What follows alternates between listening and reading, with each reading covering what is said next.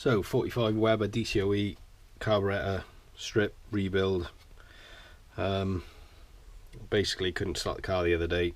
It was running on carb cleaner through the intakes, but wouldn't idle properly and wouldn't accelerate and maintain fast idle, so decided to drop the fuel, replace it. Didn't seem to be anything wrong with the fuel, still wasn't running right, so decided to strip the carb and clean everything up inside. I haven't done a video on the strip and the clean, because if you want to see that you can just play the video in reverse. Basically there's a bit of shit in the float chambers and down the bottom where the main jets and the idle jets drop into, so I've cleaned all that shite up. Ordered new parts. I wasn't going to bother taking the throttles out and replacing the bearings because they seemed okay, but after I had a quick look, they were really sort of graunchy and worn.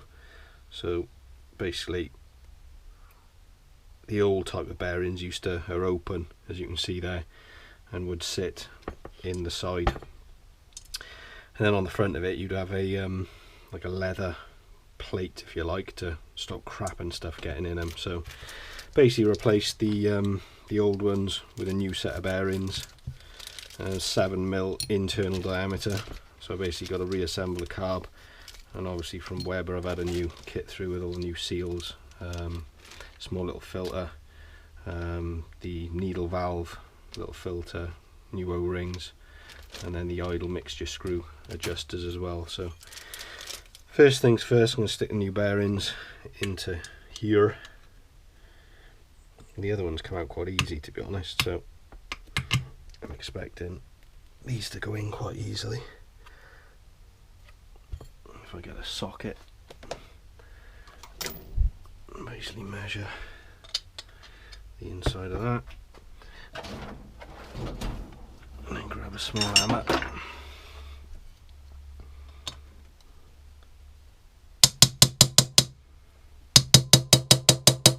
Yeah, they're already seated, so I don't have to worry too much about that.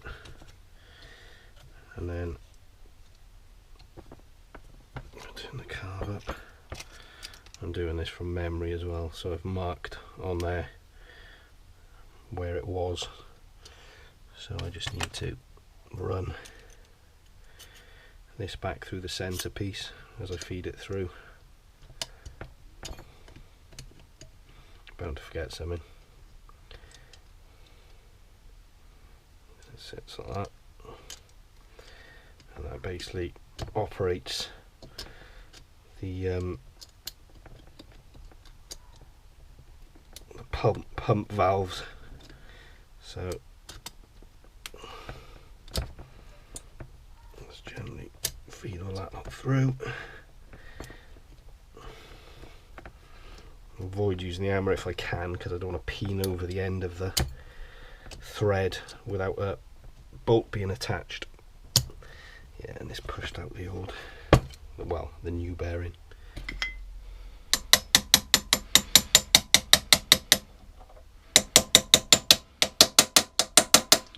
Real nice.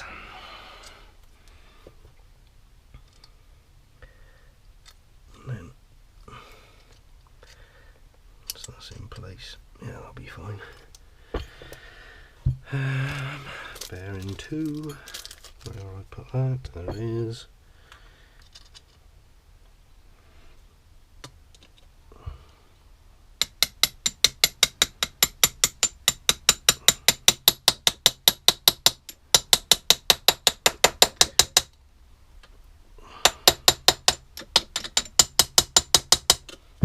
Tied E.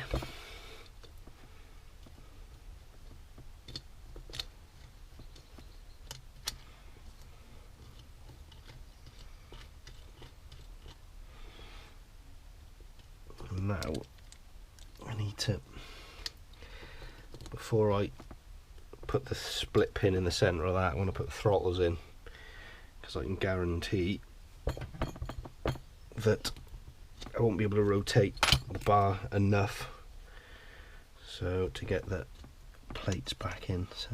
So as I was saying, you don't want the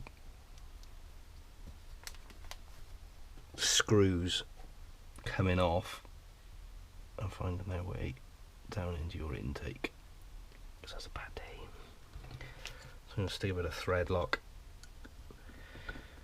on these as I fit the throttles.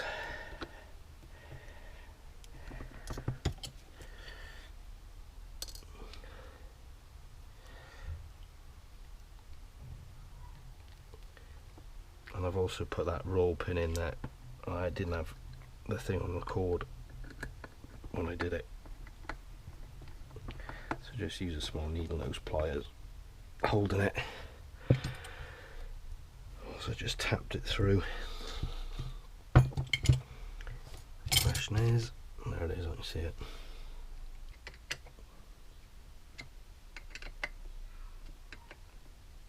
Tidy.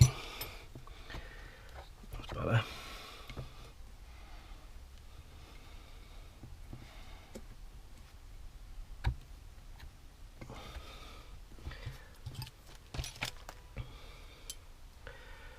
I can put the linkage on, and the new kit came with a couple of new lock tabs as well, which I'm going to use.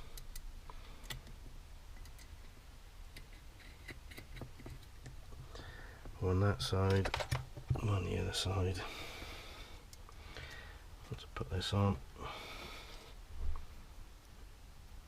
Yeah, got that in there.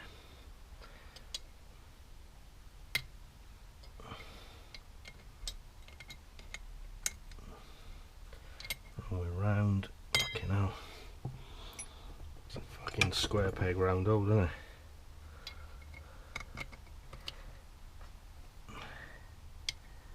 Like that.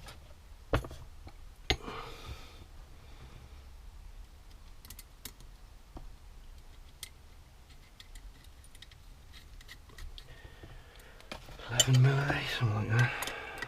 7/16. And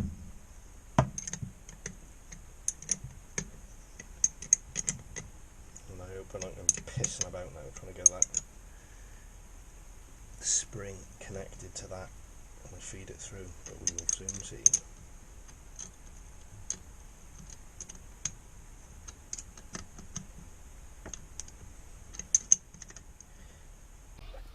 Oh yeah, butter. Get there in the end, like. And then the spring drops down through there. I know it sits that way, so yeah, we're gonna have some right nice fun trying to fucking connect this now, aren't we?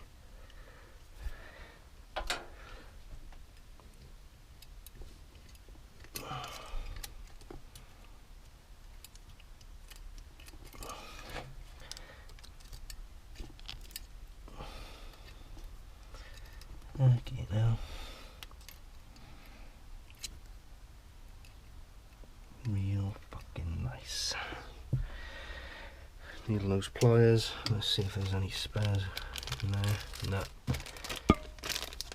Okay, so I need this.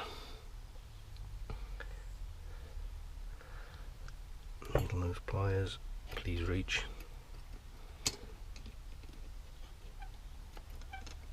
Nice.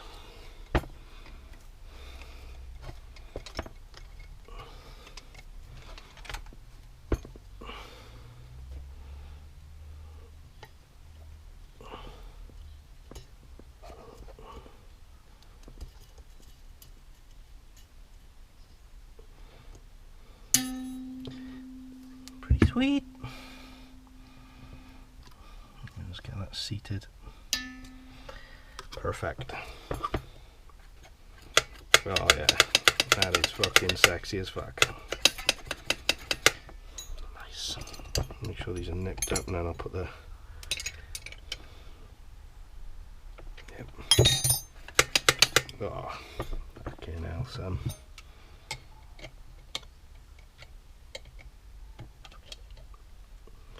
All over the lock tabs. Fucking hell, look at that. What's the fucking chance, innit? Oh, son.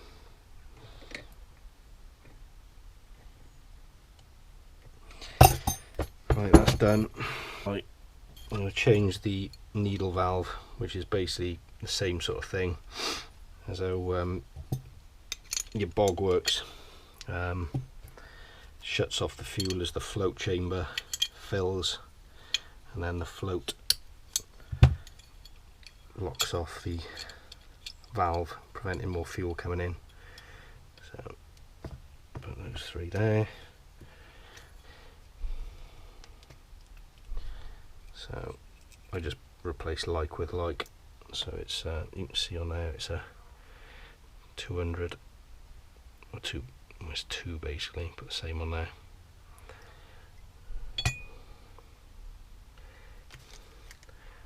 Make sure I'm going to use the old washer only because I've already set the level of the float to 12mm, which is what Weber have provided, so I'll show you that in a sec.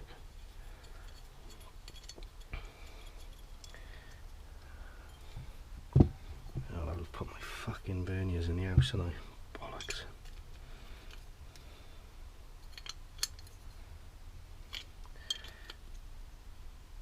Nip it up, don't bollock it. And the needle valve, brand new one in there. Put the gasket on. Fucking hell. There we go. And it should be 12mm. I've already set it. My digital calipers in the house, so I'll have to use the old school ones.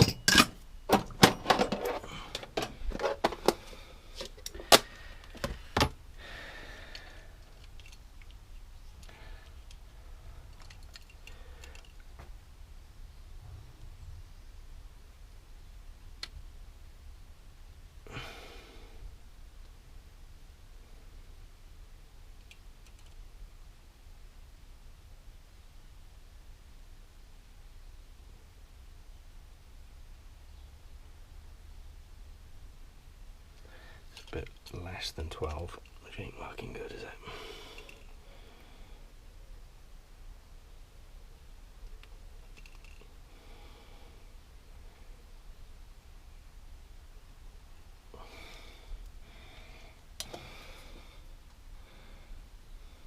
That side's alright.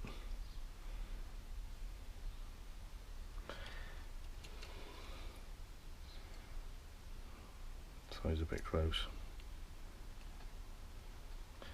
So what you want to do basically is just gently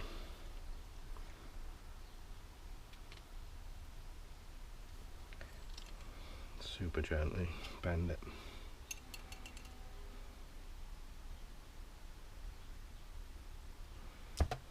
Tiny bit more.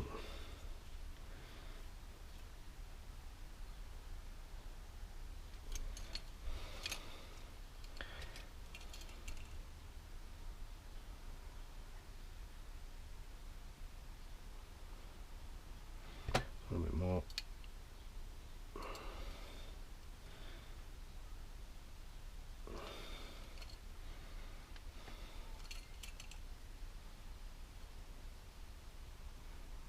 Yep. Better. Bang on 12. Sweet. Right.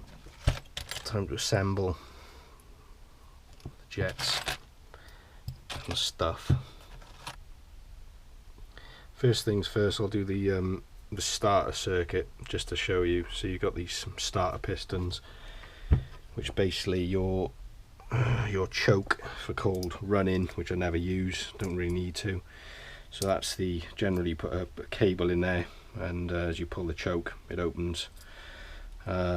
These little pins on here force these two pistons, wherever the second one is, up, which then activates your starter circuit. So your starter circuit sits in those pistons, and then you've got your starter jets, which are these two, which sit in here. Tell a lie, they don't, they sit in these two. So screw those down, and all of these have been cleaned out as well. I bought like a jet cleaning kit, which are basically little jags, little wires, and then finer wires in there, so you can sort of push through any shite and use carb cleaner to get any little bits of residue and dust and dirt and stuff out. So those just need to be nipped. You've then got the springs that sit on the caps, which basically hold these pistons down. I say down, when you activate the choke, it'll they'll actuate basically. I'll show you that in a minute. It's a little bit fiddly, but nothing fucking major.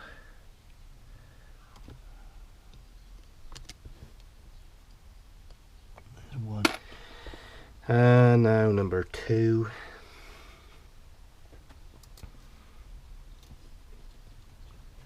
So I can make it up as I go along.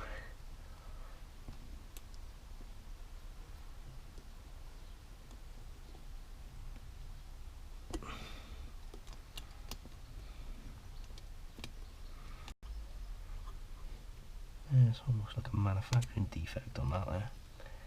Weird. Anyway, it's plugging in. So as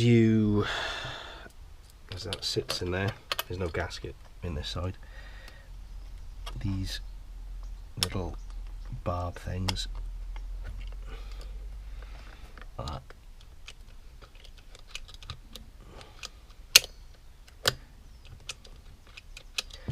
So just get those little screws. There's one, there's the other one. Tighten them down. There's no gasket on the back of that. So that's the starter circuit fixed. Well, say fixed. I can tell you in a minute when I try and start the fucking thing.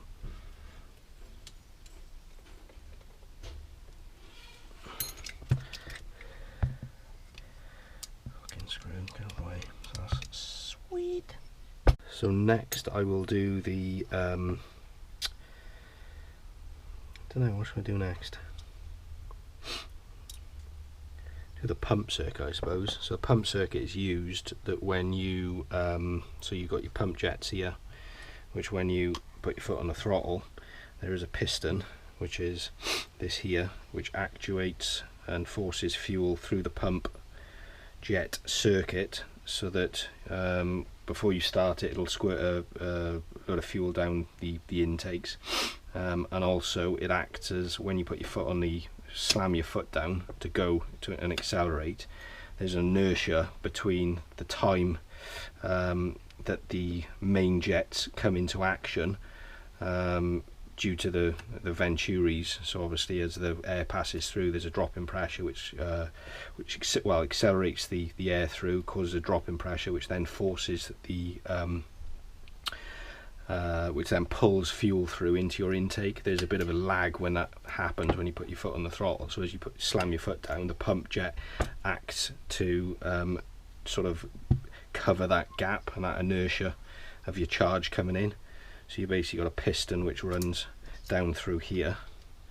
As you can see, again, all that's been stripped and cleaned. It runs down, is actuated off this little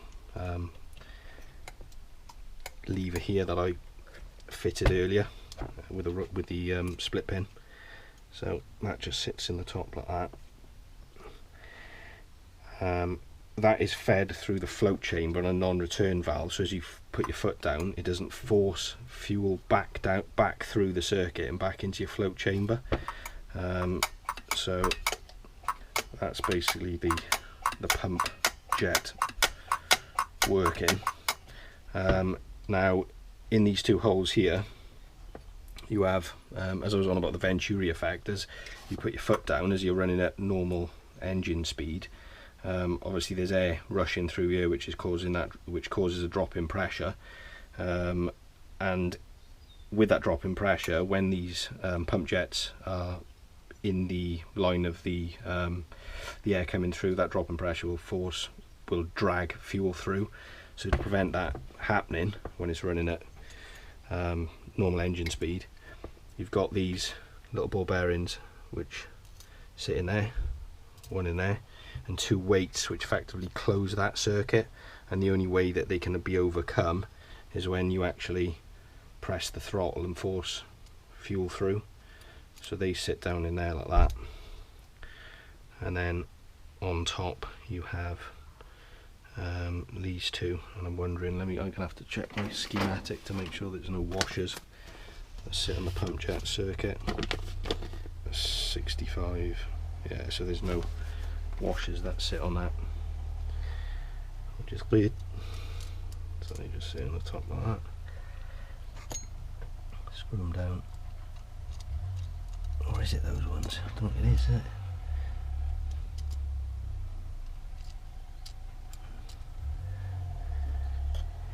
No, wrong ones. Dick. These two.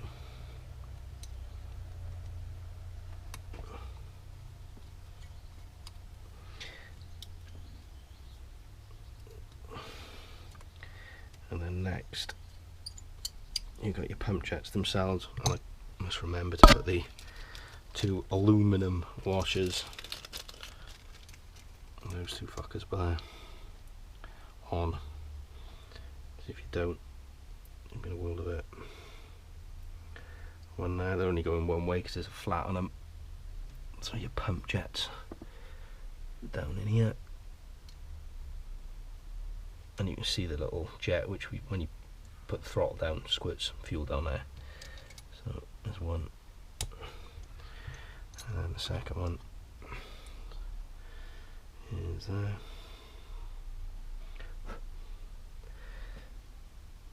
And the flat is by there. Those sit on there. And then you've got this socket's doing my fucking tits in. And you've got these. So that's the non-return valve that sits down into the float chamber, which I've not got yet, still on order. So you've got these two, and you've got some O-rings. Sit on them, the bigger ones a lot. There's the second one, there it is, you fuck. Two. Not that one, because I'm with all in the top.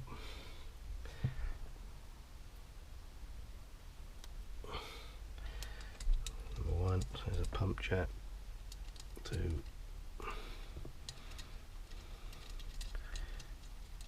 Then fat screwdriver, they're on the fucking house.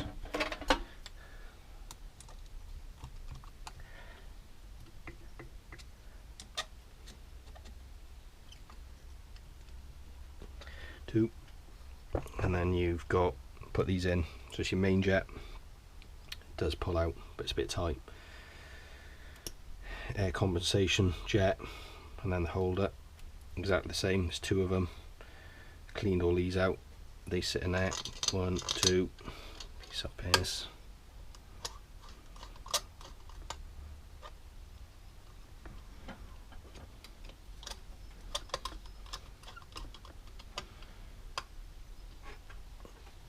Done. Idle jets, same. They just pull out, they've been cleaned, holder. And obviously there's bleed then through. There you go there.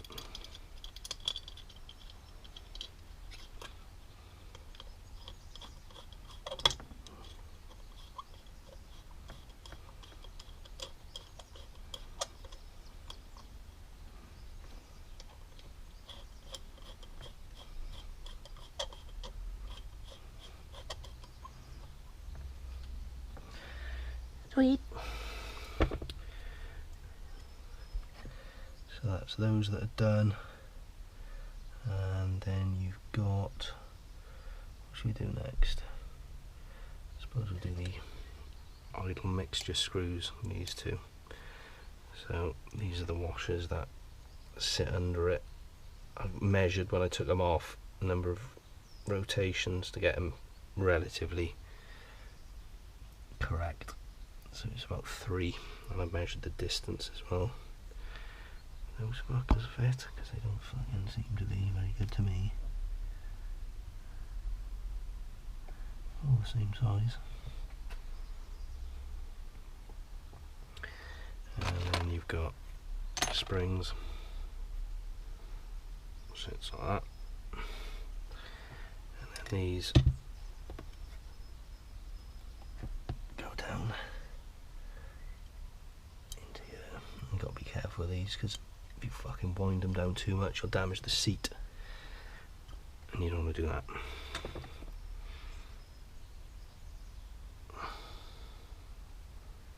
Spring.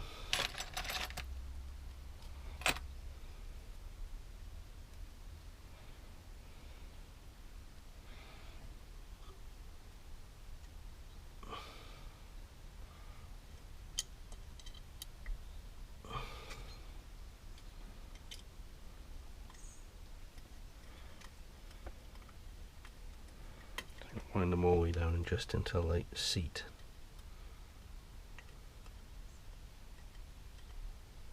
One.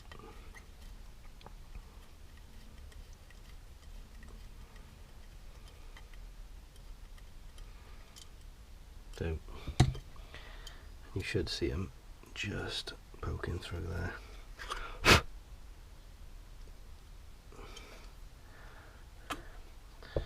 So this was wound out 3 turns, half, 1, half, 2, half, 3. Same with this one, it's not wound in all the way yet. Half, 1, half, 2, half, 3, and it was it 3 and a bit, yeah, so it's about 3 1/4. Job done. And then we'll stick these in. 1, 2.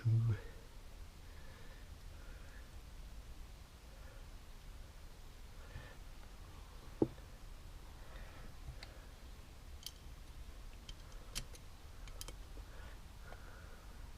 don't remember if they came with washers on the bottom, but I don't know.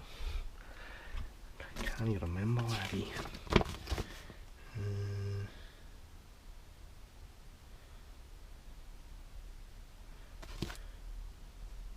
Neg.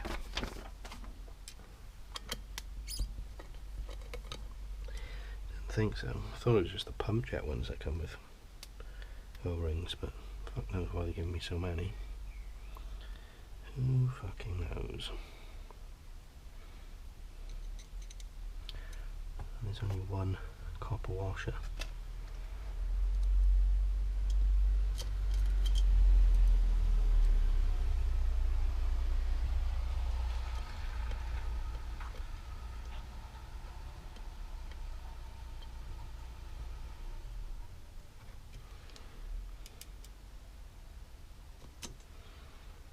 And then the next holes next, then we have progression holes, 3 of them. You can see as I open, well, you should be able to see, just open. These are these, again, washer,